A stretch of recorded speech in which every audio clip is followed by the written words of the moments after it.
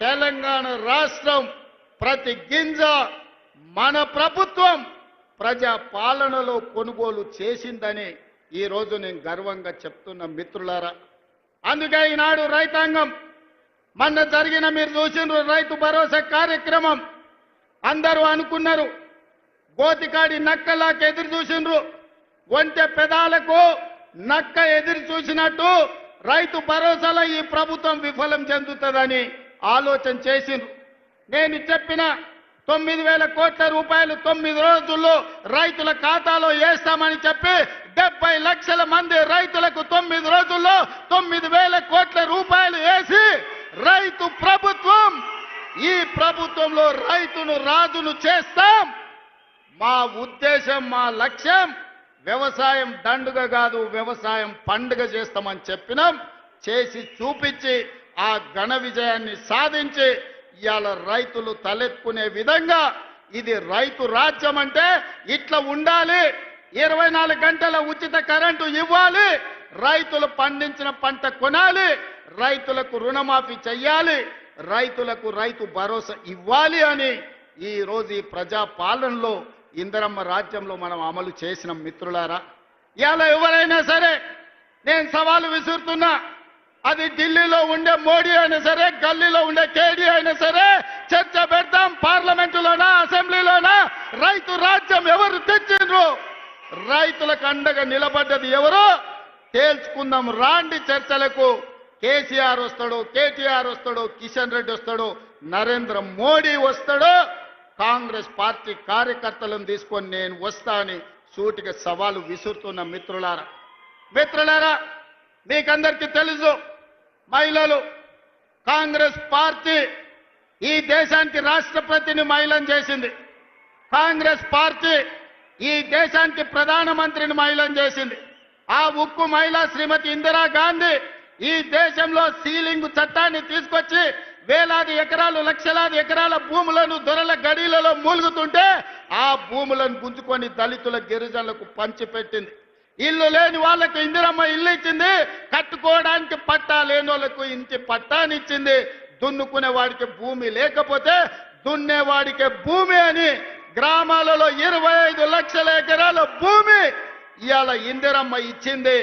ఆదివాసీలకు 10 లక్షల ఎకరాల పోడు భూముల పట్టాలు ఇచ్చింది ఇందిరమ్మ ప్రభుత్వం.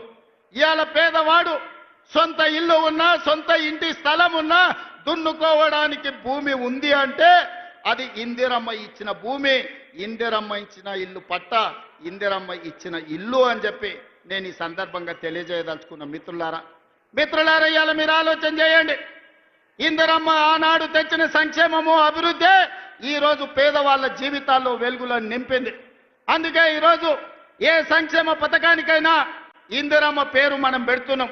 హైదరాబాద్ నగరంలో పేదవాళ్లకు 5 రూపాయల భోజనం పెట్టాలని, పేదవాళ్లకు, కూలి పోయే వాళ్లకు పొద్దున్నే టిఫిన్ చెయ్యడానికి క్యాంటీన్లు పెట్టి ఇందిరమ్మ పేరు పెడితే ఈ తలమాచిన దద్దమ్మలు, సోయిలేనోళ్ళు ఇందిరమ్మ పేరు పెడతారని ధర్నా చేసిరు. ఒక్కనొక్కని బట్టలు ఇప్పదీసి కొడితే తప్ప ఇందిరమ్మ గొప్పతనం వాళ్ళకు అర్థం కాదు అని చెప్పి నేను ఈ సందర్భంగా తెలియజేస్తున్న మిత్రులారా. ఇవాళ మహిళలకు ఆర్టీసీలో ఉచిత ప్రయాణం దాదాపుగా 6,000 కోట్ల రూపాయలతోని ఆడబిడ్డలకు ఆర్టీసీలో ఉచిత ప్రయాణం ఇచ్చినాం. ఆర్టీసీ ఉచిత ప్రయాణమే కాదు, ఆడబిడ్డలకు 1000 బస్సులు కొనిచ్చి 1000 బస్సులు ఈరోజు ఆర్టీసీ కార్పొరేషన్కు, ఆర్టీసీ బస్సుల యజమానులను ఆడబిడ్డల్ని చేసిన చరిత్ర మనది. ఒకనాడు సోలార్ వ్యాపారం, పెట్రోల్ బంకు వ్యాపారం అంటే అదాని, అంబానీలది. కానీ ఇవాళ అదే సోలార్ బిజినెస్ 1000 మెగావాట్లు ఆడబిడ్డలకిచ్చి రాష్ట్ర ప్రభుత్వంతో ఒప్పందం చేసి ఇవాళ సోలార్ వ్యాపారం అదానితో పోటీ పడే విధంగా ఆడబిడ్డల్ని మన ప్రభుత్వం తీర్చిదిద్దింది. ఒకనాడు పెట్రోల్ బంకులంటే రిలయన్స్, అంబానీవి. కానీ ఇవాళ ఆడబిడ్డలకు జిల్లాలల్లా పెట్రోల్ బంకులు ఇచ్చి పెట్రోల్ బంకుల వ్యాపారం ఈరోజు ఆడబిడ్డలతో చేస్తున్నాం. గ్రామాలలో ఉన్న పాఠశాలల్లో చదువుకునేది పేదవాళ్ళ పిల్లలే కాబట్టి ఆ పిల్లల తల్లులైన సెల్ఫ్ హెల్ప్ గ్రూపులకు సంబంధించిన మహిళలకు అమ్మ ఆదర్శ పాఠశాల పెత్తనం ఇచ్చి ఇవాళ బడి పిల్లల అటెండెన్స్ పంతుల్లో తీసుకుంటే పంతుల్లో అటెండెన్స్ మా పెద్దమ్మలు తీసుకుంటారు, పంతులు బడికి వచ్చిండా లేదా, ఈయన పిల్లలకు చదువు చెప్పిండా లేదా అని. ఆనాడు బట్టలు కుట్టే వ్యాపారం ప్రైవేటు కార్పొరేట్ కంపెనీలకు ఇచ్చిండు చంద్రశేఖరరావు. ఈనాడు బట్టలు కుట్టే వ్యాపారం ఆడబిడ్డలకు ఇచ్చినాం.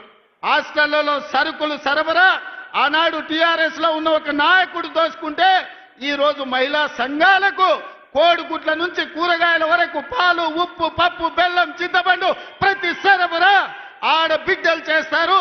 ఎందుకంటే వాళ్ళ బిడ్డలే ఈ సంక్షేమ హాస్టళ్లలో చదువుకుంటున్నారు. ఆ కన్న తల్లుల కంటే ఇంకెవరికి ఎక్కువ తెలుసు అని చెప్పి ఈ రోజు కార్పొరేట్ కంపెనీలకి ఇవ్వకుండా ఈ వ్యాపారం మొత్తం ఈ రోజు ఆడబిడ్డలకే అప్పజెప్పడం జరిగింది. అందుకే ఇందిరమ్మ రాజ్యం కాబట్టి ఆడబిడ్డల ఆత్మగౌరవం నిలబెట్టినాం, ఆడబిడ్డలకు ఆర్థికంగా వెసులుబాటు కల్పించినాం. ఇదే కాదు, హైటెక్ సిటీ అంటే పెద్ద పెద్ద మల్టీ కంపెనీలకు ఒక వేదిక. ఇన్ఫోసిస్, విప్రో, మైక్రో